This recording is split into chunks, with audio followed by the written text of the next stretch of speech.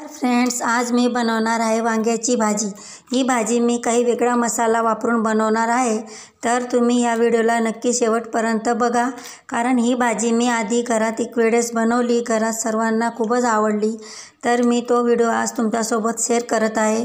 तुम्ही शेवटपर्यंत नक्की बघा। सर्वात आधी आपण कढई तापवायला ठेवलेली आहे आणि तिच्यामध्ये आपण आता 2 पड्या असं तेल घालणार आहोत आणि ह्या तेलमध्ये आपण वांगी असे लांबट चिरलेले आहेत, त्यांना 50% फ्राय करून घेणार आहोत, जे करून ते मसाल्यामध्ये लवकर शिजते।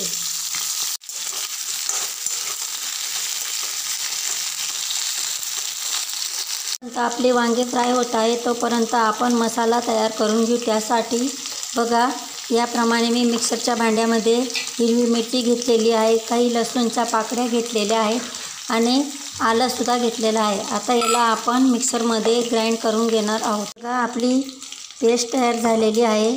आता आपण तिला एका पात्रात तर बघा, असा लहान साईजचा एक कांदा घेऊन त्यालासुद्धा आपल्याला मिक्सरमध्ये चिरून घ्यायचा आहे। नंतर असा एक टमाटाची प्युरीसुद्धा तयार करून घ्यायची आहे। हे बघा, टमाटरची प्युरीसुद्धा तयार झालेली आहे। तोपर्यंत आपले वांगेसुद्धा 50% असे फ्राय झालेले आहेत। आता आपण यांना एक प्लेटमध्ये काढून घेणार आहोत। आपण वांगे काढून घेतलेले आहेत आणि जी तेल कढईमध्ये उरलेलं आहे त्यात आपण परत थोडं तेल घालूया आणि आता आपली भाजीला आपण फोडणी देऊया। व्यवस्थित गरम झालेलं आहे। आता त्याच्यामध्ये आपण जिरं घालूया।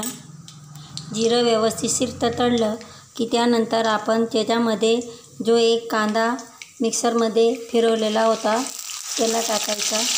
कांद्याला व्यवस्थित फ्राय होऊ द्यायचे आहे। त्याचं जे पाणी असतं ते सगळं गेलं की त्यानंतर कांदा व्यवस्थित गोल्डन ब्राऊन होतो आणि त्यानंतर जर तुम्ही याप्रमाणे मिक्सरमध्ये कांदा फिरवला नाही आणि त्याला बारीक चिरून घेतला तरीसुद्धा चालतो। तर आपण जी आलं, लसूण आणि मिरचीची पेस्ट केलेली आहे ती घालणार आहोत।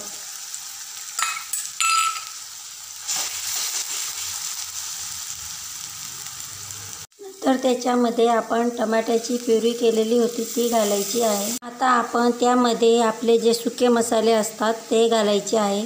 त्यासाठी मी इथे 1 चम्मच असं धना पावडर घातलेलं आहे आणि 1 चम्मच असं लाल मिर्च पावडर, हे लाल मिर्च पावडर मी घरीच बनवलेले आहे।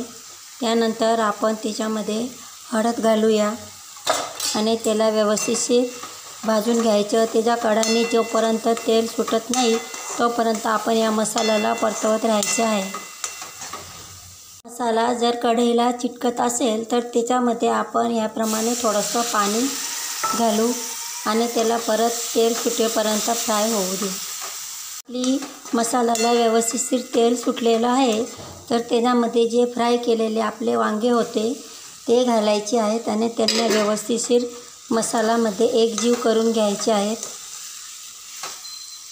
तुम्हाला हवे त्या अंदाजाने त्याच्यात पाणी घालायचे आहे, कारण की ही भाजी पातळ होऊ नये त्यासाठी मी तुम्हाला एक ट्रिक सांगणार आहे। तर ती ट्रिक वापरून आपली वांग्याची भाजी रसावालीसुद्धा बनते आणि ती एकदम पातळ पण होत नाही। तर तुम्ही व्हिडिओ पुढे अजून नक्की बघा। बघा, आपली भाजी जास्ती पातळ होऊ नये त्यासाठी आपण ह्याप्रमाणे जो आपला फरसाण असतो तो मी 1 वाटी असा घेतलेला आहे। मी असे भाजलेले शेंगदाणेसुद्धा घेतलेले आहे, त्यांना आपण ह्याप्रमाणे मिक्सरमध्ये जास्त बारीक नाही, थोडं जाडसर असं पावडर करायचं आहे। हे बघा, याप्रमाणे आपण त्याचं पावडर केलेलं आहे। आता आपण ह्या पावडरचा वापर त्या भाजीमध्ये करणार आहोत। तर बघा, मी याप्रमाणे माझ्या भाजीमध्ये पाणीचा वापर केलेला आहे। तुम्ही यापेक्षा जास्तीसुद्धा पाणी टाकू शकतात आणि हे पावडर आपण भाजीत टाकल्यावर आपली भाजी पातळ होणार नाही आणि भाजीला चव पण एकदम स्वादिष्ट येणार आहे। हे पावडर याप्रमाणे आपण भाजीत घालायचे आहे आणि चवीप्रमाणे आपण आता त्याच्यात मीठ घालूया। याप्रमाणे तुम्ही भाजी नक्की करून बघा आणि आवडलीच तर शेअर करायला विसरू नका, चॅनलला सबस्क्राईब करायला विसरू नका। भाजीला याचप्रमाणे 5 ते 7 मिनिटाप्रमाणे कमी गॅसवर धीमे राहू द्या, जे करून आपली भाजीला तेलसुद्धा सुटणार आहे आणि ती खायला खूपच स्वादिष्ट लागणार आहे.